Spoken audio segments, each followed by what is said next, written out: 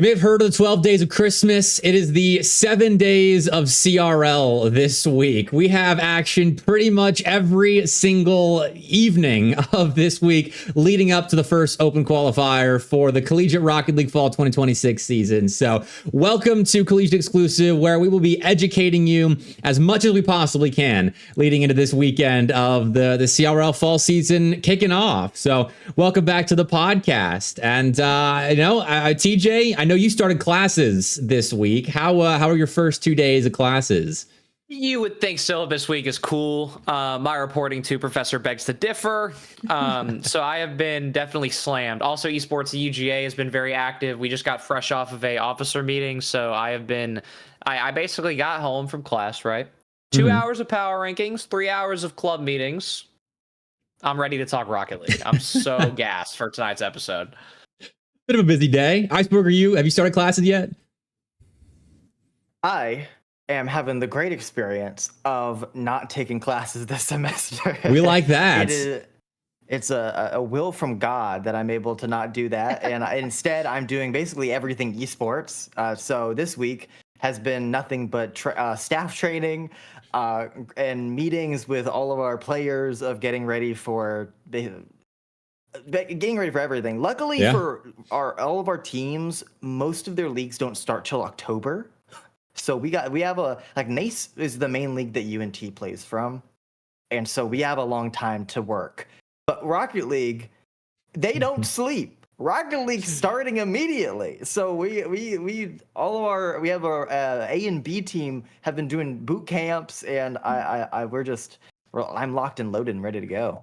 Hey, well, at least you don't have classes to worry about. You can focus fully on esports. I know we all got a lot of projects going on this semester. It is going to be a busy one. And I mean, this week is kind of a great way to jump into it. Like yesterday and tonight's, you got the Champ League Open plus the Collegiate Exclusive Podcast. Tomorrow, we got Wednesday Night Light show matches. Thursday, we got the GLGC Open Qualifier. TJ, I know, are you like actively adminning that bracket for Thursday and Saturday? Don't even oh my god. I am for GLGC and for Future Play, I am supposed to be community streaming, adminning, and seeding. So Wednesday night I will be slaving away seeding all of you. So watch how you talk to me in your Twitter replies. Yeah, Bluey. Just saying. But hey, busy week. That's Thursday and Saturday. I don't think there's anything Friday. Correct me if I'm wrong, but we get Friday off, which is probably good because the weekend's still going to be busy with qualifiers and then CRL on Sunday. So I know this stream is going to be live. I think it's 6 out of 8 days starting from this previous Sunday. So a lot of live streaming, a lot of content to get through. And so I think a good place to start. We had some roster move updates come in actually in the last couple of hours because last night in the Champ League Open, we saw St. Edwards playing with Wellis, Drov, and Stealth as their trio because apparently Stealth was thinking about going to St. Edwards, but didn't end up transferring. So that is not the St. Edwards roster. This is a live, breaking news sort of thing. He is still with Ole Miss and will be playing with Ole Miss in the CRL Open Qualifier because Lunar can't make it. So Stealth is not part of St. Edwards. He's still with Ole Miss, which TJ you found out in Discord Twitter replies to your power rankings earlier. What a Tuesday. Yeah, I mean, I decided to put my rankings out because I was hoping I was going to get roster information for the schools that I didn't get to rank. And obviously, a lot of you were very quick to comment on how I didn't know that B-Man was rank A, and that's on me. That's why I do preseason rankings so that I know for the future. But yeah, we get a comment from Mr. Adam Baguette, a very storied coach, and is currently grinding in terms of with Foot for Worlds. And then he just says, yeah, Stealth is actually subbing for Ole Miss. And so we all start scrambling and come to find out, I guess you can go and represent Ole Miss not Ole Miss. I guess you can go and represent St. Edwards, even though you're not officially signed on with the school. So that was very, very confusing. But now from what we have understood, Stealth is officially subbing for Ole Miss and is still actively a student at Ole Miss, which is a very, very weird wake-up call. And it makes that St. Edwards roster look completely different. They're the third's a GC apparently. So St. Edward's basically not going to be super competitive. So if you're all making preseason power rankings, I'd recommend altering them before posting them, because TJ took the bullet for us here in figuring out that roster move. Are there any other ones that we should update people on? I'm kind of looking through the roster list right now. I can't think of anything. Not that I'm aware of. Okay, cool. We've done a pretty good job then of keeping everything up to date. So I feel like with all of the homework out of the way, getting rosters prepped for the Open Qualifier this Sunday, we've got to talk about this Open Qualifier, because we got 155 teams signed up. Everybody, let me switch to the page here in a second. I got to do some production stuff, unfortunately. But I mean, Iceborg, you're doing the UNT stuff. I know you're telling me about the broadcast that you'll be running. I mean, are you looking forward to CRL finally being back? It's going to be a long Sunday. CRL Sundays, I'm glad it's back on Sunday. First of all, anything being on the weekdays was obnoxious for not only our broadcasts but for our players. And it doesn't matter how strained my voice is at the end of a long day. I love casting CRL and like watching the broadcasts. I love watching the brackets fill out. It's just any upset that happens is elite, and I'm excited for how everything's going.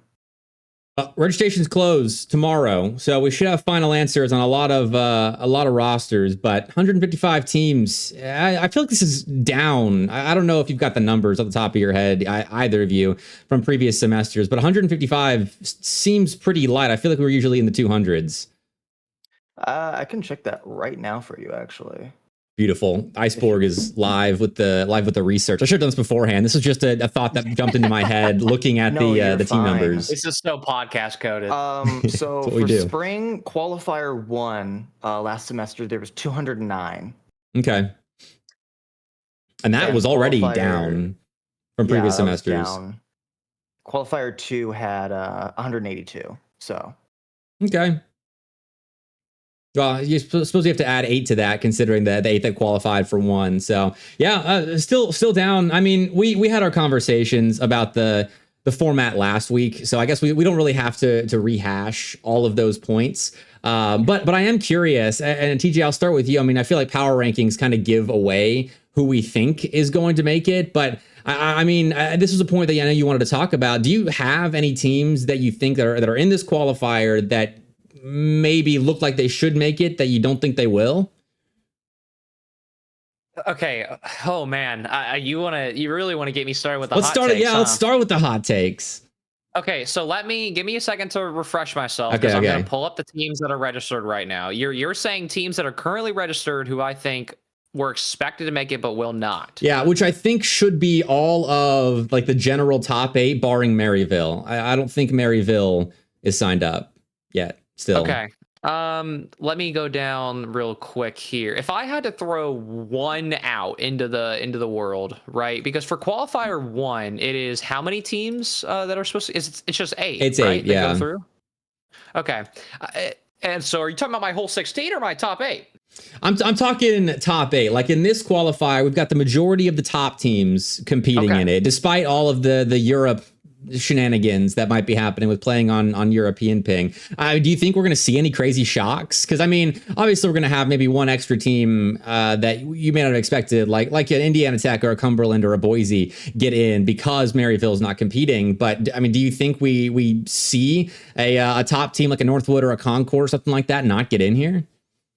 I believe, based on my knowledge, I know that CMOS and Crispy and Rezi have been playing with Helix very consistently. I've seen them together on my friends list. I'm not too worried about them, because if they're playing at this time, at this hour consistently, they might already be in the States for all I know. I don't have confirmation on that. So Concord is safe in my list right now. I would be willing, and this would hurt my heart, because if Royales sees this, I want you to know that this is what I want you guys to qual. But if all 3 of them are not in the States, I think they would be the most likely team out of the top 8 to potentially not make it, because I think Ball State slips in. Baylor slips in, Concord slips in. Maryville is not playing, so I think Northwood slips in, Winthrop slips in, West Virginia slips in, and then if I had to pick the shock and awe to make it through with the way they've been playing this week, I think Boise could even make a run. Cumberland can make a run. I'm absolutely willing to hear that out. So I don't know. I would be so sad if Fisher didn't make it, but based on the pings and the locations, I think they're the team with the most to lose from having players in South America and Europe. Yeah, I don't know where they're at either right now, but I think you're right with that. I mean, even Northwood with Mata yesterday didn't play with him because his plane was delayed getting into campus, and so Northwood's not completely together quite yet, but should be apparently because Drafinho was playing, and I assume Creams and Drewy are going to be all right. So I think they'll be okay. Make it before Saturday. Yes, should make it. I don't know what kind of delays. If he's flying Frontier, then maybe he may not make it before Saturday. But I think he should be there on time. So Northwood, they should be fine. They should be fine. Are there other teams that we should be worried about? Because the rest are kind of all homegrown U.S. talent outside of Indiana Tech. But I know they're all together. Well, and if we really want to go the extra mile, I don't think Indiana Tech makes it through this first top 8, even with Maryville not playing. Now, if Northwood has to play with Nick again, okay, now we're having a conversation. But I agree. I don't think there's enough teams that are going to be struggling or on enough ping to free open enough room. Unless it is maybe an Indiana Tech versus a Fisher and Royales is on 100 ping, Justice is on 150, Ivan's on 140, 130. Like then I could see it happening for sure, but I don't know. All right, let me shift the question for you now, Iceborg, because if we can't think of a team that isn't likely to not make it from the top, what's a team? And this actually comes with a bit of some breaking news as well. Apparently, Tiz in chat. I didn't get to watch the end of the Syracuse Boise State series, but apparently, because the Champ League Open playoffs are going on right now, Syracuse just beat Boise, and we saw they were 2-1 up. So it's either a Game 4 or Game 5 win for Syracuse there, who scored a 0-second goal to win Game 1 as well. Pretty hype. But Syracuse just beat a Boise team that I think we were all very high on after their performance last night. So with that in mind, do you see any teams that are maybe around the top 10 right now, not top 8% in your power rankings, but do you see any teams that'll jump up and grab one of those league play spots here in Qual 1? League play is one of those things where we'll find out. I think it comes down to so many matchups happen every single qualifier just because one team was seeded like 1 or 2 spots too low. Yeah. And because of that, they get a bracket that's perfectly seeded for them. I honestly, I'm very high on Syracuse. I think I have them, tied for the highest with MrBepic in my power rankings. I have a lot of hope for this Syracuse squad. They've only looked better and better the past year. It's very interesting because there's some teams that I'm like much lower on in the past couple of years. Like I don't know. I have a vibe. I'm very low on like the St. Clair team. But this semester, I think Syracuse would be a shocker to like get through the first top 8. Yeah. If they got if they got a good enough bracket for them. And they were in like a lower seeded bracket instead of having to play like a West Virginia or a Baylor. They get like a matchup of a Boise or a Fisher. I think they could win that matchup, and I think they could. I think they could qualify. They've always been the team to kind of loudly and proudly make those surprise upsets happen. So honestly, now that they've really beaten Boise, I'm kind of right there with you. But this discussion about the Open Qualifier, we don't really have as many headlines as I was thinking we would have in kind of talking. So I want to move ahead. I forgot to change the overlay. So their Qualifier 1 discussion. Check. Let's move into bold takes because this kind of does encompass the first qualifier, setting the stage for league play as a whole.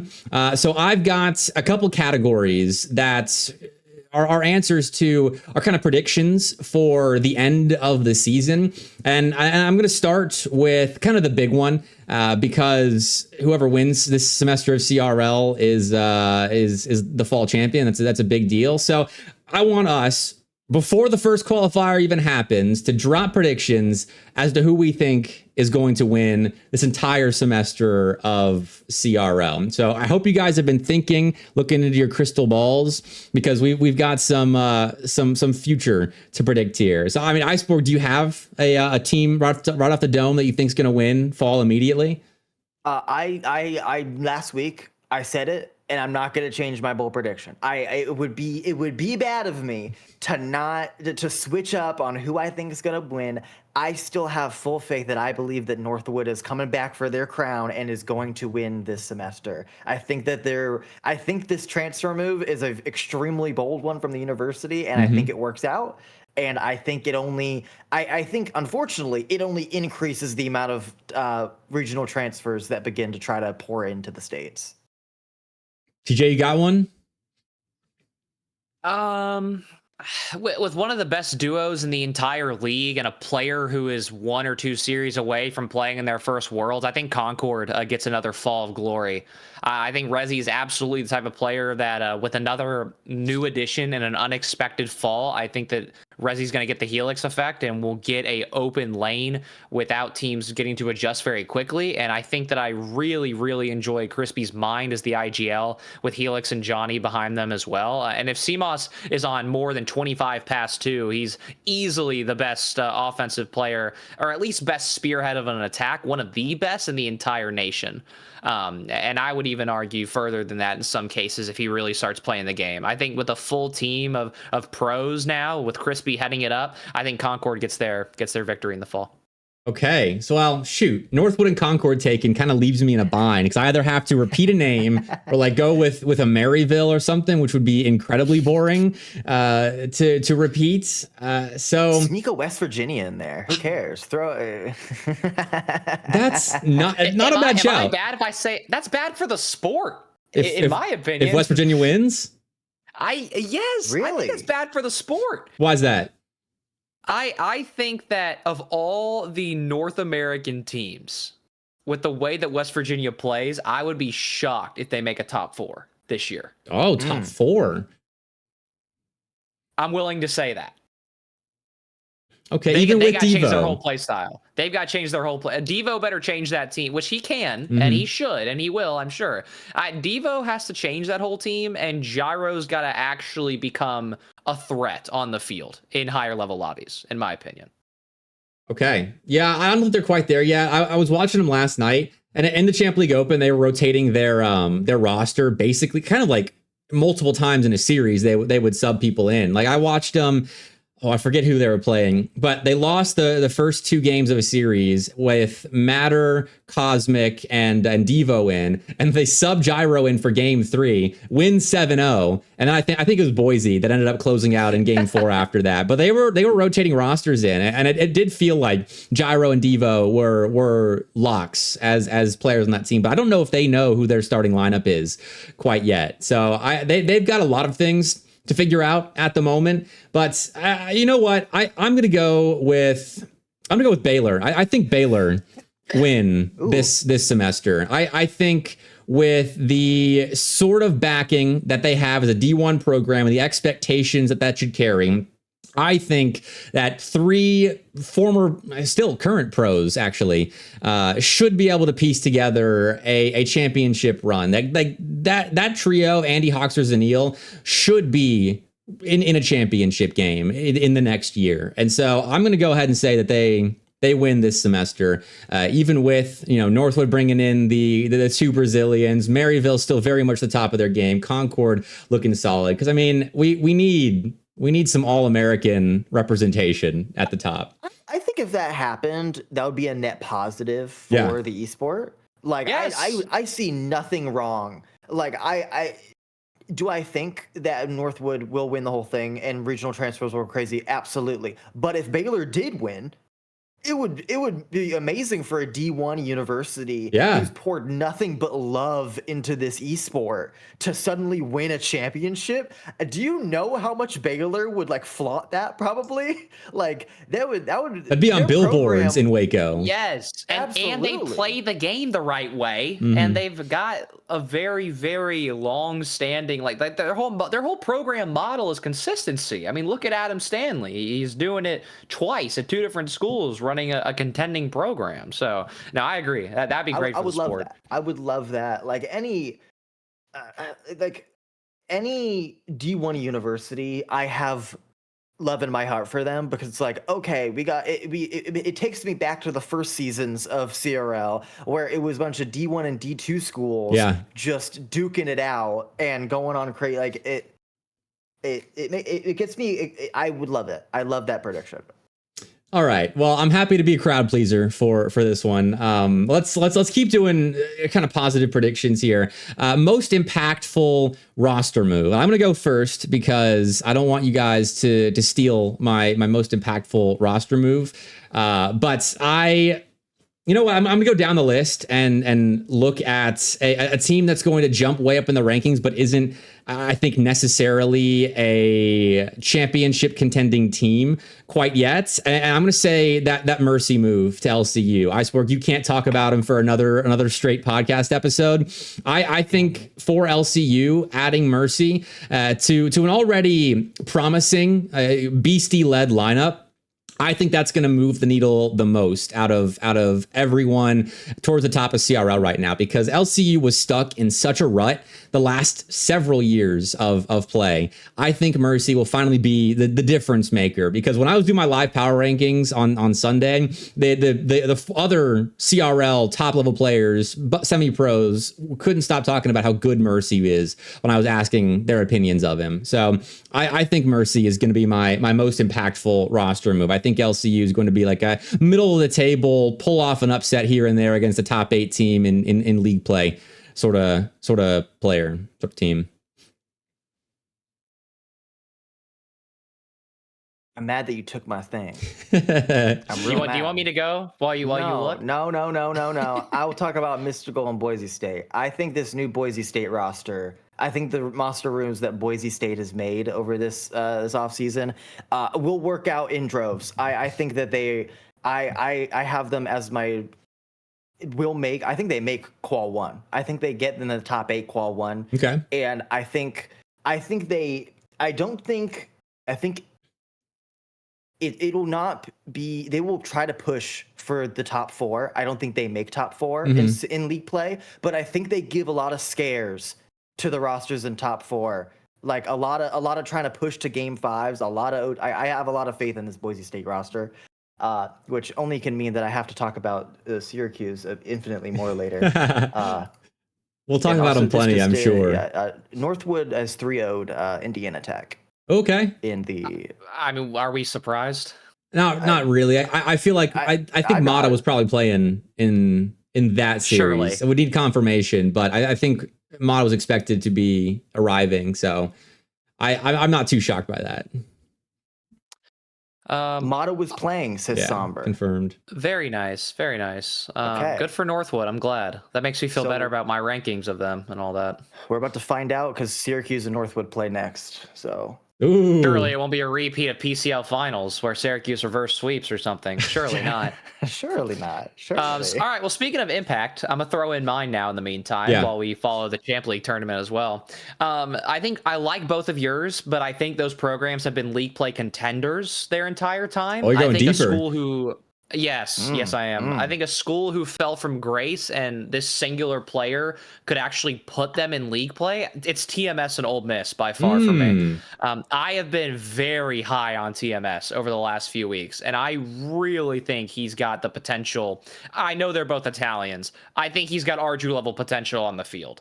And he's got an elite cast of friends. What I've seen from his teams, his experience in Europe, he's got an elite crew that he plays with and seems to be with. I think Lunar is very much, especially in-game trash talk and in-game performance, one of the very few players who does both top 5 or top 10 potentially on a good day. You know, hear me out, right? I think if Lunar on his best day could be one of the best players in any lobby in CRL League play. It's just a matter, as long as Barris plays like a rank A consistent force and consistent pillar, TMS is the most impactful roster move, and he will get them into league play. I like it. And worth noting, I forget if we mentioned this when we were talking about the stealth stuff, but he's playing in Open Qual 1 for Lunar. So Ole Miss, you know, maybe not at full strength for the first qualifier, but I'm with you. I think that could be a team that really jumps up. I thought you would go Shawnee State, talking about a team that like fell from grace and could potentially be a league play contender, because that indicator move, like kind of an honorable mention pick, I think. I don't know if I'm there yet. I want to root for Slayer and Taco Stash, but because they've been playing for so long, I have to see more from them as individuals before I think of them as league play players. I haven't gotten there yet. I think they could be close. I want to hear a bold take. Do what? I want to hear a bold take. I don't think Ole Miss makes league play. I don't think that's a bold take. I think a lot of people are going to say Ole Miss doesn't make league play. I think, but I don't think I think my bold prediction, I don't think they're going to be in a single qualifier game at all. Okay, not even close. That right there, I like that. I don't think they're good. I don't think a single time in any qualifier they are going to be in a game where if they win, they make league play. I don't think they get to that round. You know, playing with stealth as well, and their seeding could be screwed for qual 2. I don't think I could see it. I'm hearing it out. That's a good take. Like, I love the Ole Miss roster. I think the roster move is great. I think they're one semester early on thinking about even getting. Takes time. That's okay, I like it. Iceborg with a juicy take here.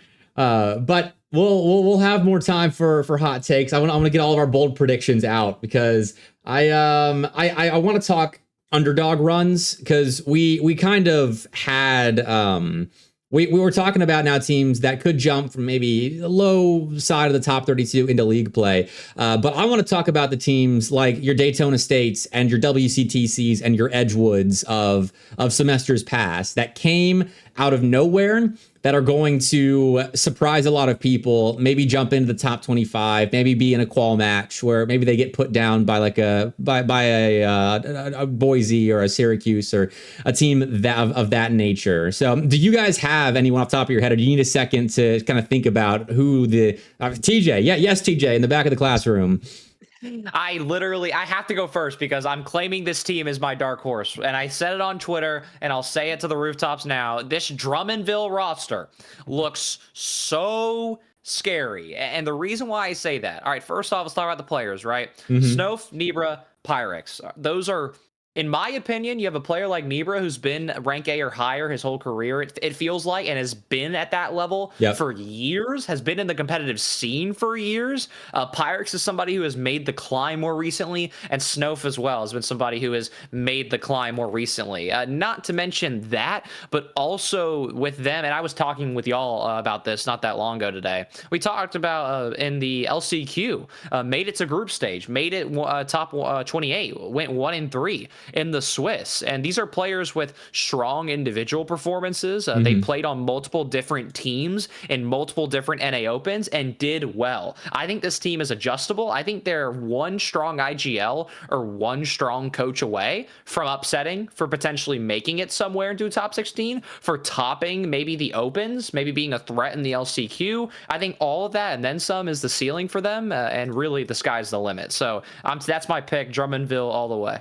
I like it. The LCQ is really good research. I didn't know they were still at that sort of level. I mean, I thought Nibra and Snow, for as long as they've been playing in the bubble scene, were maybe a little washed, but I respect the RLCS research, and they came onto my radar thanks to chats on Sunday. I didn't even know they were a team, but yeah, I don't know how I'm gonna pronounce their full school name if we go that route. Drummondville is the only pronounceable word in their school name, so I'm just warning all of you right now.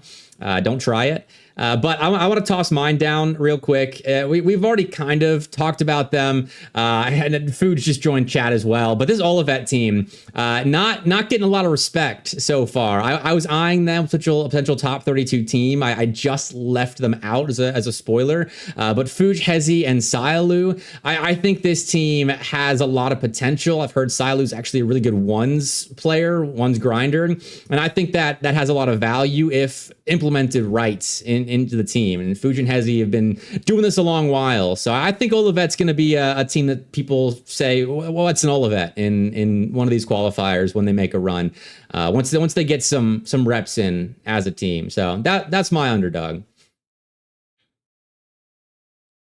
All right. I am very interested to see how there's a lot of B teams in our lower half of our top 32.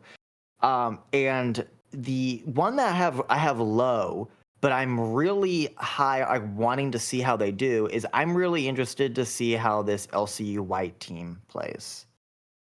They're an intriguing secondary team to me because 2 out of their 3 players were on the A team in like a year ago. Mm-hmm. It used to be the main roster. They used to be competing in not CRL, but like all the other major tournaments. They used to run Texas basically. Any of the Texas qualifiers, LCU was basically the shoe-in to get out of there. So I am very interested to see how this LCU white team plays. I believe it's the Near Serum and Snapalicious roster. But Snapalicious, my lovely high school go, love that guy to death.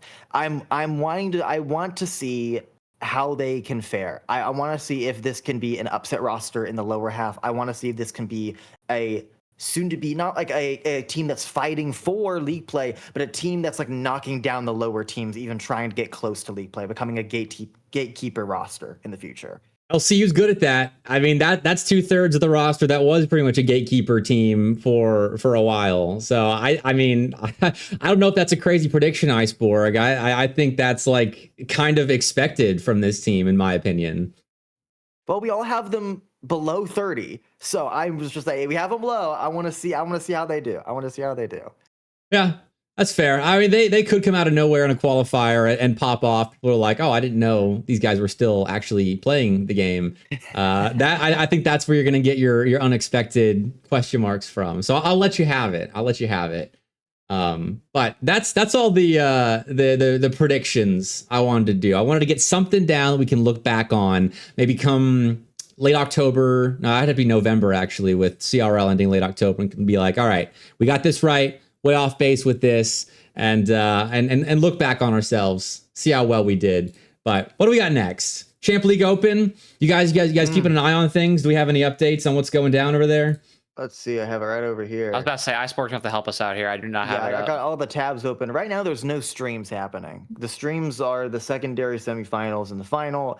Right now, we're still waiting on the results of Concord and Cumberland. Nothing's come out. Right now, the only results of the Day 2 is Syracuse upsetting Boise, Indiana Tech getting swept by Northwood, and Winthrop getting swept by West Virginia. Okay. I mean, nothing too crazy. Winthrop being swept, maybe a little concerning. I will say, when you were talking about West Virginia, DJ, and then I turned my head over to the start page, and I see them swept Winthrop, I went, oh, okay, interesting.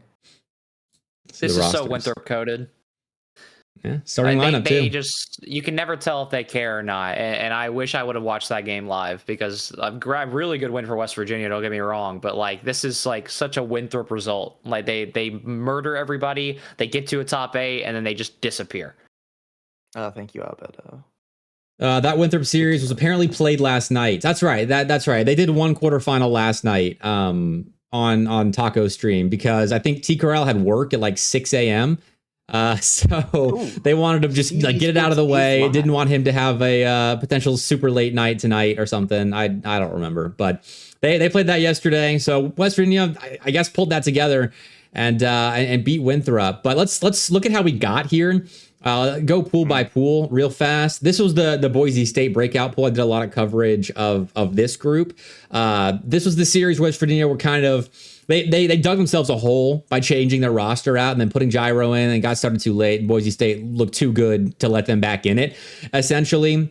Plus, Bruton Parker almost went 2-1 up over West Virginia in this series too. So I think for WVU, their pool play results can kind of be accredited to them not knowing who their starting lineup is. I think that's necessary context for you guys. I know you weren't kind of as tuned in as I was to this tournament yesterday. We all got busy schedules.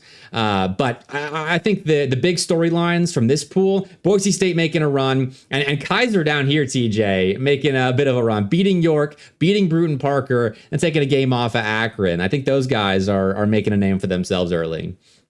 Well, and it helps. I mean, also I learned behind the scenes that Matt is coaching as well. Yeah. So you get the Matt K-Frost Turbo trio that has seemingly been really a common dark horse in both RLCS brackets with Turbo and Matt sticking together, the coach player duo there. And then also K-Frost has been almost a hidden staple of CRL and even of some lands over the past few years as well. Had a great stint at all the schools he's played at, had some great runs, and now I would argue this might even be his best team he's ever been on in CRL. But the way they're playing right now, especially taking down teams who have been very consistent, like a Bruton Parker, and I'll even argue about York too. I got a lot of flack online for my York take. Yeah, same. And I would say, and if York is losing games like this to Kaiser, I'm not hearing any debates. Now, don't get me wrong. I'm a Bosco fan. Bosco's a great guy. I love him to death. But York had the exact same issue last year. They were expected on paper to be a consistent top 32 team. They would lose some ridiculous games, which in my opinion, Kaiser is somebody who's fighting to stay in the top 32, who's fighting to stay in the top 30 maybe right now. Now, wins like Bruton Parker and York, that'll give you that boost. So I'm really happy for Kaiser. And just for live comms as well, right now is LinkedIn chat. Shout out the end of you. Concord and Cumberland are in game 5 right now. So if you want to go check that out while you're listening to the podcast, I definitely recommend. But Iceborg, I mean, do you have any strong opinions on this group? I don't think there's anything too crazy to come out of this one other than Boise State looking as good as they did. I don't have any strong opinions. I think Kaiser sweeping Bruton Parker is a great result. That's probably, yeah. And also, I think like just kind of a small little thing is the first taste of this Ball State Black team. Bruton Parker taking down Ball State Black and Akron Blue taking them down in game 3. It's just kind of like I have a lot of high hopes for that roster, and I don't think they have them in my top 32 at all, and I think I feel a little validated by that from this result, in my opinion.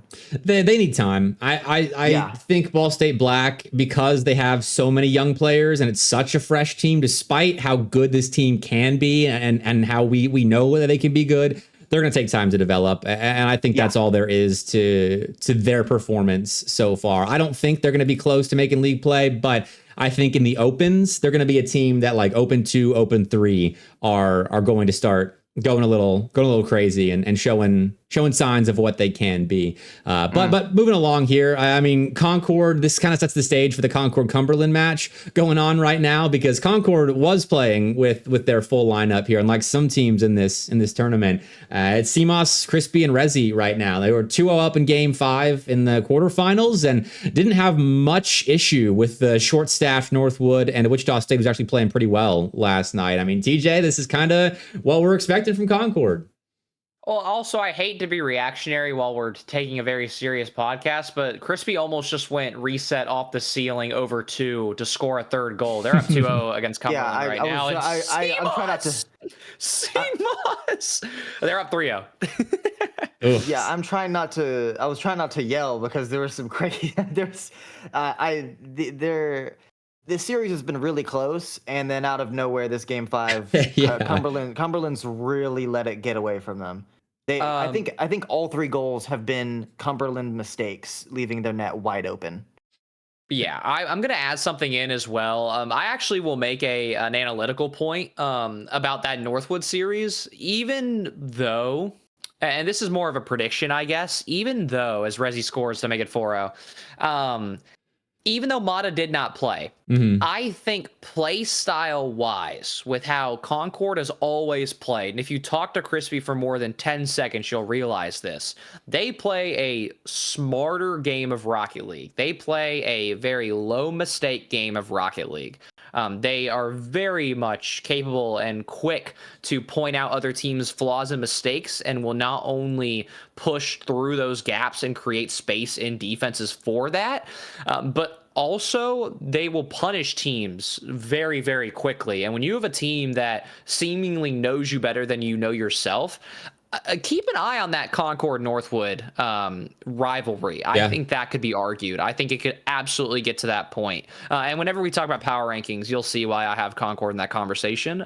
But, you know, I also had them to be my fall champions on August 18th, 2026 for the same reason. So they are so European. Like that is how the Europeans play. They pick you apart, not necessarily with their mechs, which Concord have a lot of, but they know where exactly to pinpoint that weakness. And so I would be surprised to see many upsets against Concord unless there are external circumstances, which Concord's never really been immune to. So still could see them take L's here and there. But I mean, in this pool, I'll put it back up on screen. Wichita State played and beat St. Edward's with stealth in this tournament twice. Wichita State actually looked, I think, pretty good yesterday. Kept it close with Concord and with Northwood as well. Just couldn't get the W's there. I think Wichita State they're trying to keep the respect that they might have earned with their league play berth last semester. So I'm kind of still a Wichita State believer, I'll be honest. Yeah, I have a full faith in Boone. Apparently all 6 of their games versus Northwood and Concord were 1 goal. Oh wow. So they just don't have the ice, apparently. As they said, hold on now. In chat. This is like, with all due respect to Wichita State, and Boone's not gonna like where this is going. Like Wichita State, they have always been right there. They have always been 1 goal away. Like there's no question about their talent or their ability to contend with these teams. Like them making league play is not a hot take; it's expected. And I talked with Boone about this on Twitter as well. Like that's not the issue. It is that late game. It is them finding the consistency at the very end of games, especially on defense, to survive a team's attack or to find counterattacks more consistently of their own. Like now, granted, this is a miserable bracket pool getting Concord and Northwood. Like absolutely miserable bracket pool. But the fact that they did not get a game is still why that's a team that, for me personally, is somewhere that's at 14, 15, 16, 17, rather than in an Indiana Tech situation where you've got a few good upsets, you've shown you can win series, and for me, they're somewhere in my top 12. So I just want to, like don't get me wrong, they are good and they are close, and that's definitely a fair reason for Boone to include. But like this has been the Wichita story, I feel like. Yeah, that does some of Wichita State. They've got some expectations, but not always fulfilling it. And they've got a whole season to maybe live up to the hype. And for CRL, I think Knight's locked in. So I'm with you. I think that is the expectation that they qualify for league play. But let's talk this group. Syracuse pulled off that upset against Boise, and they just know how to play against their PEC opponents. It seems like they're farming PEC schools in the Champ League Open right now, beating Michigan State to qualify 3-0, and then beating Boise in quarters.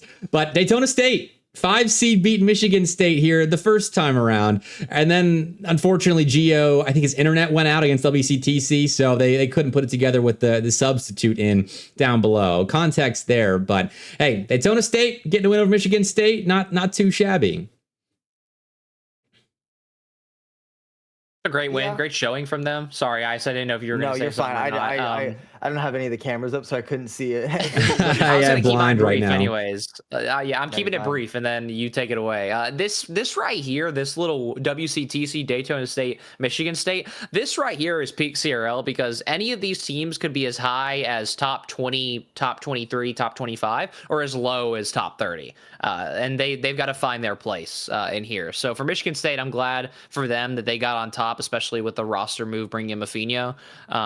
But also, there is an asterisk because Daytona State had internet issues in that losers game. That's all I'm going to add. What were you going to say, Iceborg? I think Michigan State, like I'm just gonna say I think this is a weird result for them. I think this is a really bad pool look for Michigan State. I think not getting a game on Syracuse is like I feel like tough. I think they could be doing a little better. I think Daytona State is a good school. I think they're a great program. But Michigan State, if you want any hope of like you need better results than this going into CRL, in my opinion, for Michigan State. Yeah, I don't think they've got any sort of leg to kind of contest where I think a lot of people are going to have them in power rankings, maybe outside the top 20, if they're not putting up a better fight against your Syracuse's early on. So Michigan State's under the TJ. Were they in your what was it, fraud watch? Is that what you put it as in your tweet? I forget what your category was for teams. Hold on. No, don't frame me yet. Hold on. The exact wording that I use for some of these schools, which actually I will say this first. Michigan State was not in either one of my lists. It's called Fall Off Watch. Fall Off Watch. And Michigan State is not on that list for me. They should be, in my opinion, bare minimum 2 series out of the second qualifiers league play. That's the floor for them. They should so be specific. They should be 2 or 3 series out. And if they are anything less than that, then they either got a miserable bracket or they are pushing the bottom end of the top 25. Yeah. And Boone's giving context that he doesn't think they had Mofino last night. I don't know much about Mofino, quite honestly. I know Jimmer was saying that they're going to be a 4-man lineup. So is Mofino really that much of a difference maker? Do you guys know how good Michigan State should be? Boone says he's their best player. Okay. Interesting. Yeah, I was about to say, I was under the opinion, and don't get me wrong, Otbomb's a great player, but like all of those guys, especially Otbomb, who's the closest thing they have to a pro right now, like none of them have long-standing 2s or 3s careers. And from what I understand, Mofino is like Boone said, now the best player on that roster. Somebody who I believe, and Boone can correct me if I'm wrong, I thought Mofino's been rank A for a hot minute now, and I haven't gotten to look at his RLCS accomplishments yet, but yes, with Mofino, they should 100% be a contending school, which is why I say that their floor should be a series or 2 out. That's me considering them with Mofino. He's been X. Okay. Mofino's I didn't know that. A lot better than I thought. Okay. You know what? I'll shelve the Michigan State conversation until Open Qualifier 1. Then we can make our opinions on them based on how they perform when there is pressure and they do have their starting lineup. But last pool, real quick, Indiana Tech ended up winning this one over Cumberland, and I think this is a good battle of teams that are at the bottom side of the top 10, maybe just on the outside of the top 10, depending on your opinions on them. But Indiana Tech getting a W over Cumberland with Kazi as well. I mean, Iceborg, if you want first dibs on this one, go for it, because I think this is a great result for Indiana Tech, who's been hyping themselves up a lot this summer. I would agree. I also would agree that this is the most straightforward looking pool of all time. I think every seed that was supposed to won their games. I think almost every single higher seed won in this pool. I think it's a really good result for Shawnee State as well. Getting to that qual game. I think sweeping Cumberland is a really good look for Indiana Tech. If this was a game 5, it's like Indiana Tech is still like doing something. I do think I find the game 3 result versus UT Dallas very interesting, and I wish I could find that series so I can go back and watch that, because we best of 3 madness. I mean, it happens. You never know. I love the Dallas Metroplex schools. So I was interested to see how that went. But I'm really excited for Indiana Tech this semester. They came out of nowhere last semester, and I want to see if they can continue. TJ, you got opinions on this one? I am a little disappointed because, again, if you come for me on Twitter, I'm going to point out your results because I want people to understand my rankings. I am disappointed in Indiana Tech Black because I would argue, and this is going to be one of my hotter takes of the night, right? Like, I have Shawnee State at in the top 25. I have Indiana Tech Black on the top 32.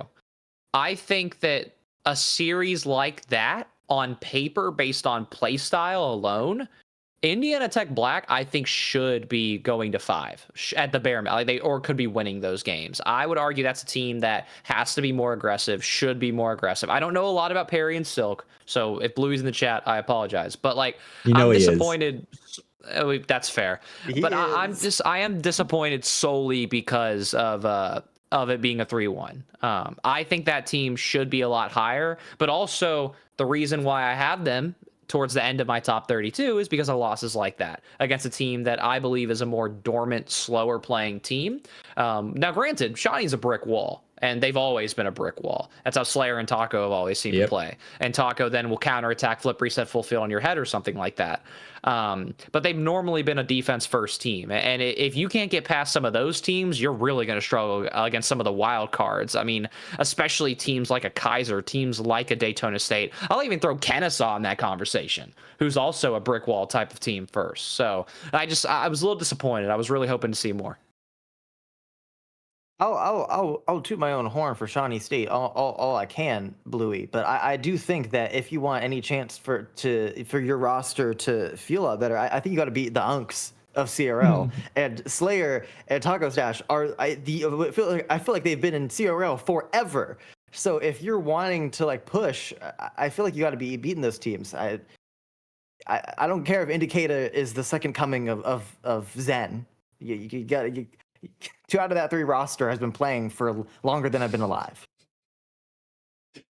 I'll give him time. I rate Shawnee State really highly. So I'm not going to jump on the Indiana Tech B trashing train quite yet. No, but I like the energy that we're coming with this early in the season. I got to keep these players straight from the get-go. And Speed has also given us comms that for the 50K NECC LAN, there's a casino less than 10 minutes from the LAN venue there. So since we're wrapping up the Champ League Open discussions, I'll leave that little tidbit of information for everyone. So it might be a matter of who can lock in the most for that LAN, but we'll have that qualifier to talk about as it comes. When is that first qualifier, TJ? Next Saturday. Wait, remind me. So I was laughing at Speed's chat still. Can we talk about which event was it? Sorry. 50K. The 50K LAN. Yes, Iceborg beat me to my own event. Yes, it would be next week. Believe me, I'm on top of everything that UNT is signing up for, and they're getting in there. Yes, it is next Saturday, and then it's going to be the Saturday after that. So GLGC and the 50K Future Play LAN will have all of our teams confirmed within 4 weeks, which is crazy. That is insane. I love the funnel that the prize money is going to be going down as it gets distributed to the teams and then lost at the Illinois casino that everyone's going to be going to, apparently. Thanks for that info, Speed. Love the players that keep us informed on the happenings of CRL during the podcast. But it's power rankings time, gentlemen. I want to get into the power rankings because this always takes a while. I don't want to be here for a full 2 hours again tonight. So I'm going to put on the right side of the screen now our top 30 because I can't fit everything into the screen. But we got our top 30 that we're going to start with, and then I'll scroll down on the page. But everyone prepare yourselves. This is our top 30, and there you go. Iceborg, you have to shift over a little bit so you're not fully blocked if you center yourself. But there we go. This is what we got, everybody. And I'm kind of impressed with our synchronicity on the top 8 for the most part. Like, same teams, pretty much. Yeah, the order gets shaken up a little bit. But, I mean, Iceborg, you got Northwood as number 1. I don't know if you have to kind of debate this too hard. I think that's a totally reasonable take. TJ and I've got Maryville, I think, just keeping things consistent from the spring. But, differing at number 1, you want to take the first stab at why you think Northwood's number 1? Iceborg? Oh, I thought you were talking about. Sorry. Yeah, I was about to start Iceborg. I'm sorry. I went blank for a second. I was looking into the sun and also the chat. Started arguing with each other. I think the roster change is going to do numbers for them. I think this Maryville team. I also think the top 3 is the most interchangeable top 3 of all time this season. I think you could make a case for anything. The case I'll make for Northwood is I think this new roster is just a different type of Rocket League being played. I think South America brings a different type of Rocket League that will do really well. I have full faith. I have faith. Speed's debating against us having Maryville #1 right now. TJ, I don't know if you see his. I'm watching. That's why I got distracted. I was. But every time I've ever been around Speed, it's like an unskippable cutscene because you never know what he's gonna say and you never know what they're gonna talk about. All I'm saying is that fingers crossed, I'm supposed to be in person for both GC and the Future Play LAN. I will see you at the casino. All right, now talking about Maryville, right? Yeah. I do not think that it is fair to not have Maryville at 1 because Northwood, and don't get me wrong, Iceborg, the South American playstyle is transformative, but when you're talking about relating wave and the EU consistency versus maybe some of the wild card atmosphere of a player like Mata, I think that you would take relating wave, which is a crazy take. I know, wild take. I'm hearing myself say it, but for the sake of CRL consistency in big lands, big moments, like I think I'm taking the European playstyle, which is why I think Maryville is a fair one. Also, I think Northwood at the bare minimum being top 2, top 3 is fair. So I don't think I have an issue with the way that our top 3 is at all for any of us. I think it's A-okay. I don't think top 8's all that controversial. Our top 10, honestly, is not that controversial. That's right fair. Now. Like, we're all kind of on the same page as rankers here, which is a little wild considering this is a preseason ranking. But I think sort of the storylines coming out of summer play and now the Champ League Open as well and roster moves are kind of consistent, which might be a first in CRL. Like going down the line, who is the first team that we disagree on? St. Clair? I mean, you've got them 8th, TJ. Me and Iceborg have them outside the top 10. So I suppose, like, unless you guys want to talk about the same teams we've been rehashing the same conversations about, but like, you're high on St. Clair, TJ. Is it that you think Fobzo is not that big a change from Vesh, or you just trust in Zai and Jazzy, or what's the story? Both. I think you guys are reacting too quickly, honestly. Don't get me wrong. Do not get me wrong. Like, Vesh, great player. Fopso, also a great player. And that's the glory of the St. Clair program, is that I would argue that they could have pulled up even one of the other players other than Vesh. And I think they could have had a very similar result this past year.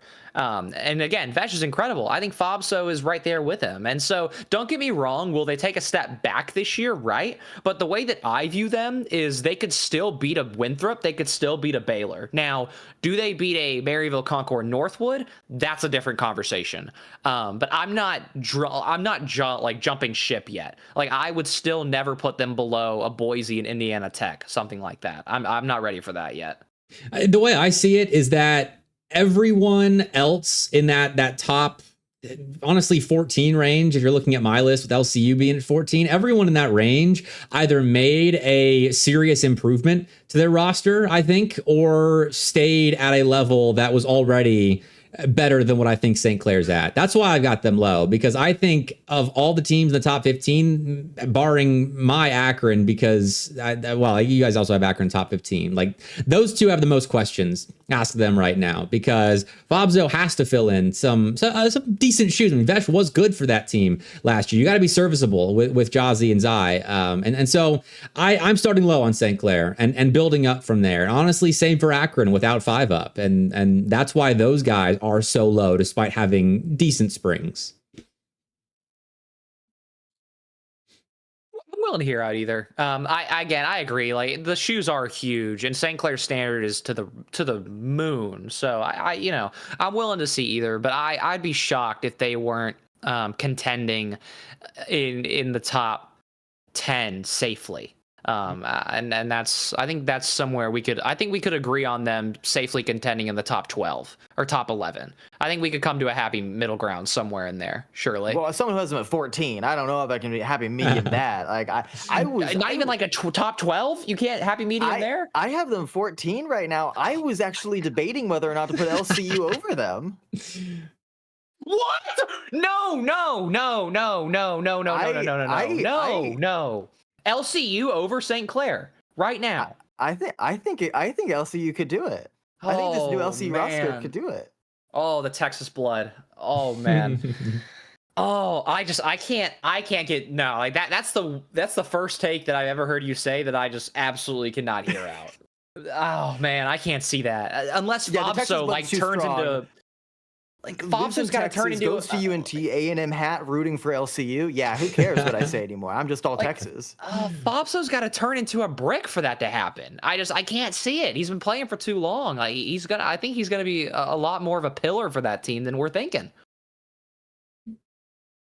Yeah, I'm not with you there, Iceborg. Sorry. I think everyone else that I've got above St. Clair like made a change that I think raises their ceiling enough to where I feel comfortable putting them above St. Clair. Like Kazi carries that sort of respect. Mystical now, especially that I've watched him, carries that kind of respect. Alex, same deal with his RLCS results, and everybody else was kind of already in that conversation above St. Clair. I don't know about LCU, man. You're on your own until we're proven otherwise. Thank you, Speed. Yeah, Speed with the most serious take of the night. Just making fun of poor Zai. Yeah, he's got a good point. I can't even repeat what he said for our audio listeners all the way through. He's just trolling. Anyway, I think we can move teams. I think we're going to spend way too long on St. Clair. Yeah, that's fair. Also preseason is the most. We're going to be the most reactionary and most predicting of any power ranking. This one is going to be the most weird. Yeah, I think after Qual 1 we're going to be like very, other than the fact that Maryville's not playing, we'll see. We're going to be the most. We know how the rosters play now. Probably like by Monday morning, our power rankings will look completely different or look incredibly the same. Yeah, also, I was about to say, while we're talking about Maryville, like, can we ask Speed and Shuffle when they're going to sign up? Like, are they going to play in Qual 2? Oh yeah, that's actually a great idea. I got distracted by the idea possible. We're just watching Speed troll. We haven't even thought about asking him a real question. Yeah, why aren't you guys playing Qual 1? What's up with that? What was Okay, they're playing Qual 2. They're playing Qual 2. Okay, I haven't had chat up this entire podcast. I'm sorry to everyone that enjoys having chat up on the screen. They're playing Qual 2. They are playing Qual 2. Shovel gets their 1st of September. Okay. But why aren't you playing Qual 1? We do need to sort that out while you guys are here. Shuffle's not in the States, so I guess maybe they don't want to play with the ping speed, maybe? Got Fifi. Shuffle with the Fifi event. That makes perfect sense. Fair play. Speed acting like he's never heard this in his life. Wait a minute, but why can't the team play? That's a great question. If Shuffle's with the FIFA event, why can't the team still play? I mean, I wouldn't be surprised if it's Maryville just being confident that they can do it in one qual, which I honestly don't blame them. That's Clerky and speed coded to the max. Okay, they haven't flown out yet. That's why. Okay, so it's just the dates of the first qual. That's fair. Yeah, that's fair, boys. I mean, I figured more teams would be in that boat, honestly, for Qual 1. So I'm kind of surprised it's just Maryville. So honestly, it's kind of turning into a nothing burger of drama that popped up when the CRL announcement happened. Not many teams are actually being affected by that. So yeah, fair enough. What this means is that whoever this could add a weird thing. Someone could make an upset run because of Maryville not playing. One team not playing can always mean that the seeding is all out of whack, and one team gets a really good pool. We could see someone in the 10 to 15 range on our power rankings. And I'll say something as well. I mean, I'm gonna be very frank because we talked about this on the podcast a lot last year. The seeding has been a little questionable early in the season in these qualifiers. Yeah. Now, granted, we all know people who are on that committee, and they are very smart people, and their rankings are good. I think there's a few bad apples. I think there's a few spoiled eggs, or spoiled, whatever the heck you want to, whatever analogy you want to use. There's definitely some people who make the things a little interesting. So, we could totally see a qual match where all of a sudden you got a team like Cumberland who's got to play Baylor to qual, which actually that's not a crazy statement. I guess more so. Yeah, that was maybe like a St. Clair, maybe like a St. Clair Ball State qual matchup. Maybe that's something that'd be a little crazy. In a qual one, yeah, I think that would be a fun series either way. It could get messy. It could get messy. It helps that the one team missing from the top is the number one seed. Like they would be the number one seed. So yes, the seeding's not going to be thrown out of whack, anything crazy. And it's not like they signed up and are going to forfeit, which could toss the bracket into a little bit of chaos. So I don't think it'll be too crazy a deal. But if they slip up in qual 2, then maybe we're talking about something there. But that's for 2 weeks from now. But all right, looking down the rankings as well, Iceborg, you got Wichita State top 16. So you think they're a league play team for sure? I will say my 15 to 17 is very movable. Okay. I the only reason why I have Wichita at 16, Ole Miss at 17 is I think Ole Miss is still a semester away, as I talked about earlier. I think Wichita State has been looking great. I just need Boone to keep playing the incredible level that he is, and I think they can go on another run. They looked great in qualifiers last semester, so it's just about being consistent. If you're losing all these 1-goal games, Wichita State, if you're losing all these 1-goal games, please just win 1 or 2, and you'll go crazy. I think all of the 3 teams that we share in that pool, talking about teams like LCU, Syracuse, Akron, Wichita State, I think those are all fair arguments. I'm not willing to hear out St. Edwards with that because of the roster move. I'm not willing to hear out Davenport. I'm not willing to hear out Cumberland. That's the maroon roster that you mean, I was right? surprised Cumberland B was so high. I do want to talk about what you had to say. I want to talk about that roster. I want to talk about this. That's real high. Yes. Oh yeah, sorry. I think this was not affected much by the Champ League Open last night. I still think this team, given that it's 2/3 of a starting Cumberland lineup in CRL league play the last several semesters, and AUG, who I'm excited to see actually have top of the top level competition. I think this team needs some time, and this being a preseason ranking, I'm factoring in a little bit of what I think their ceiling can be. Instead of how they look necessarily right now, since we just have the Champ League Open to go off of. So I rate this team really well, but I think they are going to take time to fill in with each other well. Because Hotshot and Nex, I don't know how much they've played actually, because they weren't on starting lineups together. And then AUG, it's going to take time for him to adjust, I think, because this is a completely different system. He's going from South Carolina, where the expectations were nil. Well, as long as he was playing there, unless they were in the SEL or something, and Katz was really pumping the team up. But now he's playing at the top of CRL, where there are actually expectations, and I'm sure he's excited to compete and play for money. But this is a totally different system now, because South Carolina is a club team, and Cumberland is as far away from a club team as you get. I think that's going to take time for him to kind of adjust to. So I think they start off slow, but I think this team is absolutely a squad that could sneak into league play. Hold on now, because Iceborg, I think you're forgetting how competitive AUG has been still. Oh, I've played against AUG. UNT has played AUG all the time, but hold on now. I have full faith that AUG can do great things. I was just shocked at fighting for league play. I think they can get close. I think they're a game away from the qual game roster. Yeah. I don't think they'll be close to get. I don't think even in qual 2 any qual game. I think qual 2, you could say if they get a good bracket, qual 2. Oh, I don't know. If they get a good bracket, qual 2.